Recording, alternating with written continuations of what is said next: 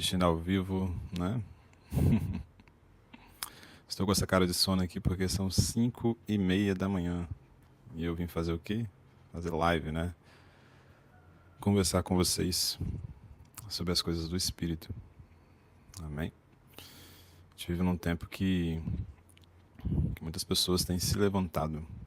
Satanás tem se levantado furiosamente nas mídias sociais, nas redes sociais. Mas graças a Deus, Deus tem levantado muitas pessoas também para falar de Jesus, falar do Evangelho, falar da Palavra de Deus. Amém? E nós estamos aqui para isso. O foco do meu canal ele é para te ensinar sobre a oração em línguas.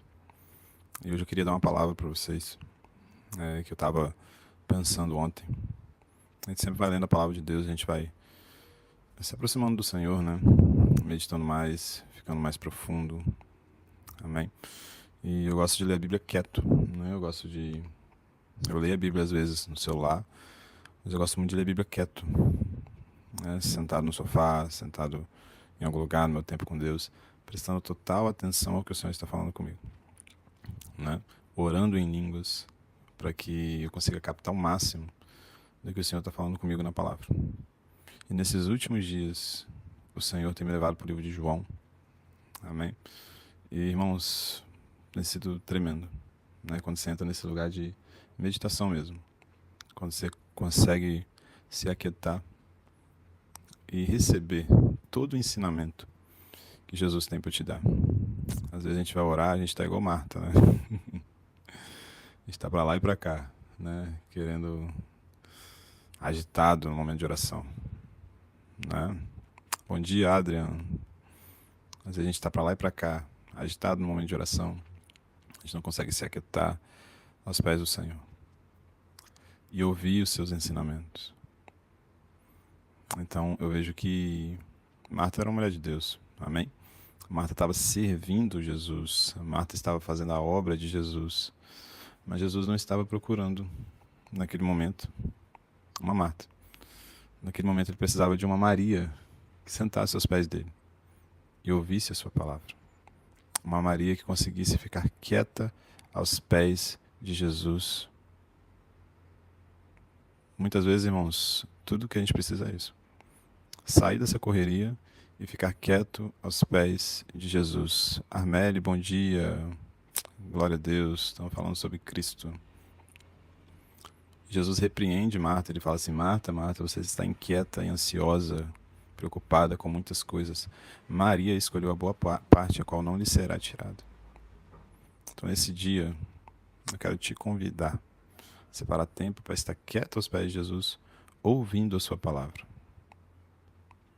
Irmãos, não tem como a gente ter um contato com a palavra de Deus mais profundo no meio da correria, no meio do excesso de atividades, no meio do caos. Para você e eu ouvirmos Jesus mais profundamente, mais tremendamente, sermos transformados de fato pela palavra de Deus, a gente vai precisar se aquietar. Amém? Deixa eu abrir a Bíblia com vocês aqui, né? Num texto muito conhecido por vocês, por mim, muito conhecido por os cristãos, né? De todo mundo, eu acho, esse texto é muito conhecido, que é o texto da mulher samaritana. A mulher samaritana, ela tem um encontro com Jesus no poço de Jacó, e Jesus para toda a sua viagem, todo o seu roteiro, muda todo o seu destino, muda todo o caminho da viagem dele ali. É como se ele estivesse indo para Bahia, mas antes de ir para Bahia, ele desse uma passada ali em Minas, né, e voltasse, pegasse a estrada de volta. Então ele meio que desvia um pouco da rota só para encontrar com a mulher. Deu um exemplo exagerado aqui, né, porque foi a menor distância, mas só para a gente ter uma ideia. Então Jesus dá uma desviada na rota para encontrar com uma mulher. E engraçado é que Jesus vai encontrar com a mulher em um lugar específico. Ele não encontra com uma mulher qualquer. Essa mulher é considerada uma prostituta. Ela tinha tido 5 maridos. O que ela estava atualmente não era o marido dela. Essa mulher vai buscar água ao meio-dia, no maior sol do deserto. O sol em Israel é muito diferente do sol daqui no Brasil, né, onde a gente mora. É muito forte, é o mesmo sol, né? Mas a temperatura lá é muito mais forte.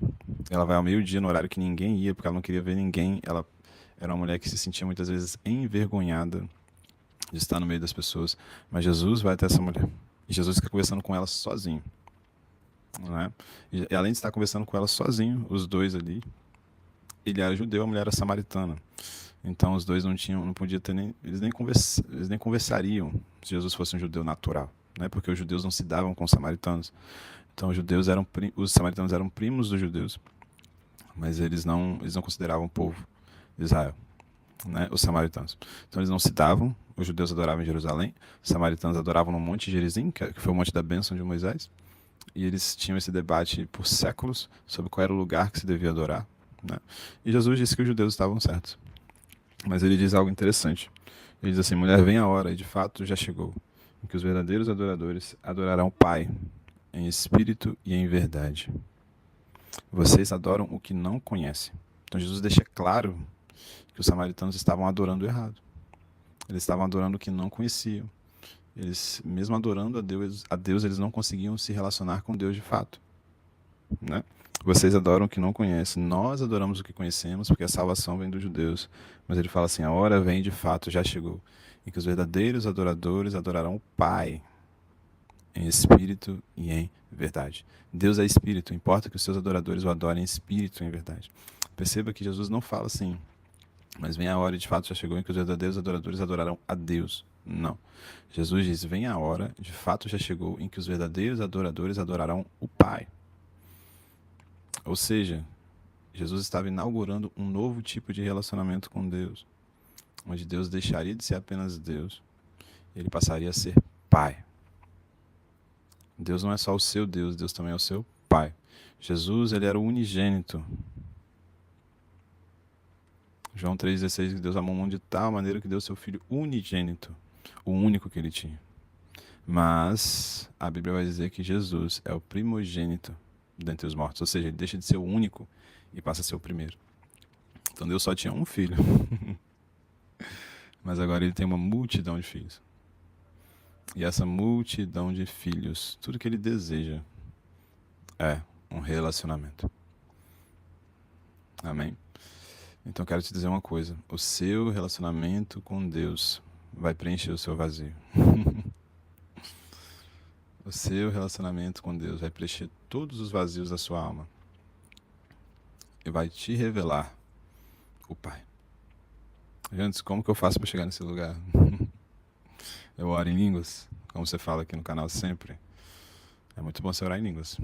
A oração em línguas te dá um relacionamento com Deus no Espírito. Um relacionamento tete a tete com Deus no Espírito que nenhuma outra ferramenta te dá. Mas a adoração, ela vai te levar num lugar de relacionamento com o Pai, onde o Pai vai revelar o seu amor para você. Amém? Orar em línguas é perfeito. Você começa na oração em línguas, mas você vai desencadear na adoração. Irmãos, uma coisa que atrapalha muito, né, esse relacionamento com Deus no Espírito é o nosso apego às performances. Às vezes a gente não quer buscar Deus.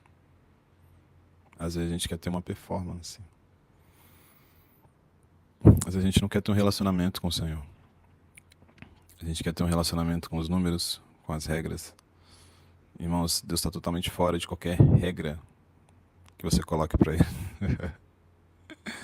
Você não consegue colocar Deus numa caixa e falar assim: Deus vai agir assim, assim, assim. 100% das vezes que Deus veio e fez algo na minha vida, Ele fez de forma totalmente inesperada.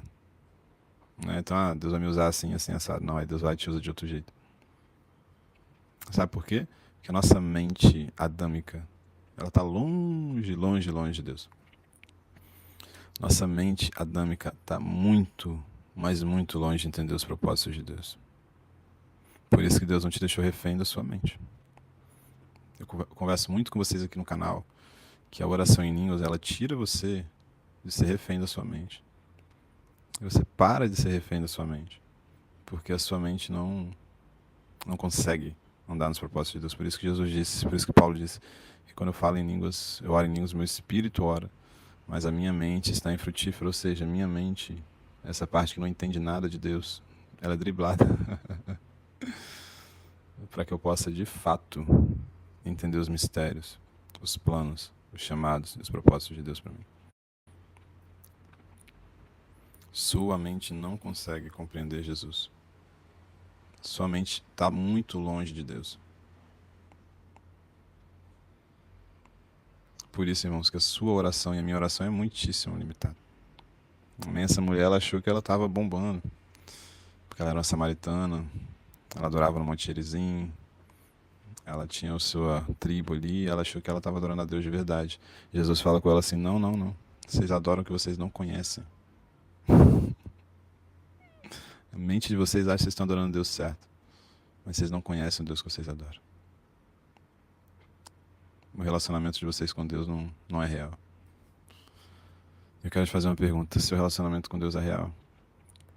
Você se relaciona com a instituição? Você se relaciona com regras, com performances?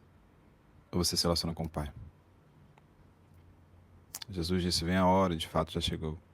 Os verdadeiros adoradores, eles vão adorar o Pai. Ou seja, eu estou inaugurando um novo tipo de relacionamento com Deus. E Paulo vai dizer lá em Efésios, no seu capítulo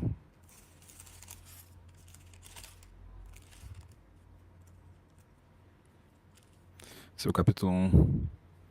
Bendito Deus e Pai de nosso Senhor Jesus Cristo, que nos abençoou com toda sorte de bênçãos espirituais nas regiões celestiais. Antes da fundação do mundo, Deus nos escolheu nele para sermos santos e irrepreensíveis diante dele em amor, e nos predestinou para ele, para sermos adotados como seus filhos em Jesus Cristo, segundo o propósito da sua vontade, para o louvor da sua gloriosa graça, que ele nos concedeu gratuitamente no amado. Sabe o que Deus fez? Ele predestinou você para ser adotado. Essa adoção que Deus fez com a gente, ela é muito diferente de uma adoção natural. Porque uma adoção natural, se eu adotar alguém, aquela criança, ela vai ficar comigo. Ela vai ser minha filha, mas ela não vai ter o meu sangue. A adoção que Deus fez com a gente é diferente, porque além de nos adotar, Deus nos deu o seu sangue. Então, essa adoção que a Bíblia diz, é como se Deus dissesse assim, você não era meu filho, mas eu te adotei de uma forma que eu te fiz o meu filho genuíno, tanto quanto Jesus.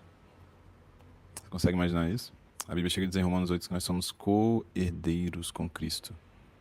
A mesma herança que Cristo tem é a que você tem.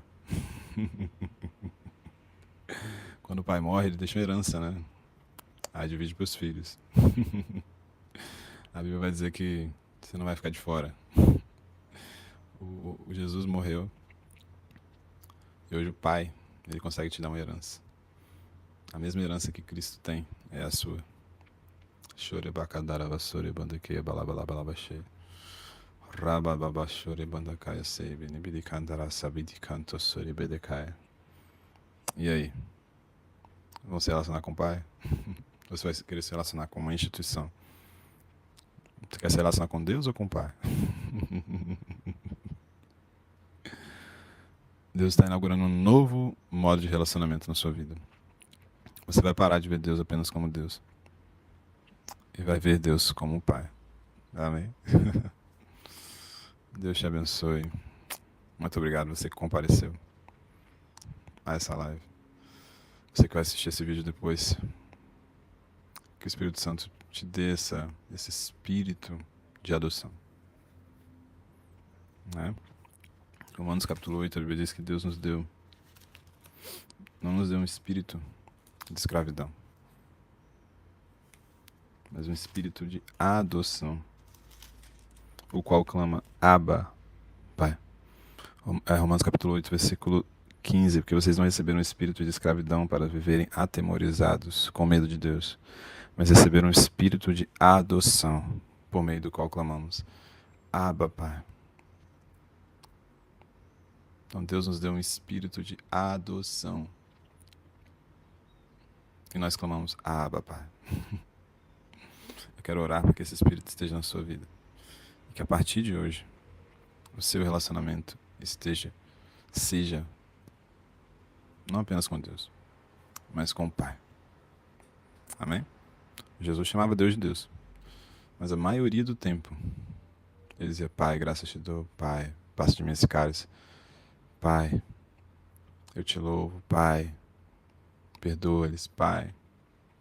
A única vez que eu vejo Cristo chamando Deus de Deus é quando lá na cruz ele fala assim: Deus meu, por que me desamparaste?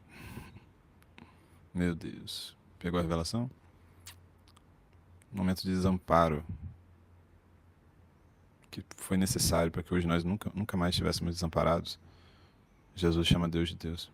Mas no momento de proximidade e intimidade, Jesus sempre chamou Deus de Pai. Ele chamava Pai Santo, Paizinho. Amém? Deus te abençoe. Seu relacionamento nunca mais seja o mesmo depois dessa live. Você nunca mais vai ver Deus apenas como o soberano, o Criador dos céus e da terra. Você vai ver Ele como um Pai. Amém?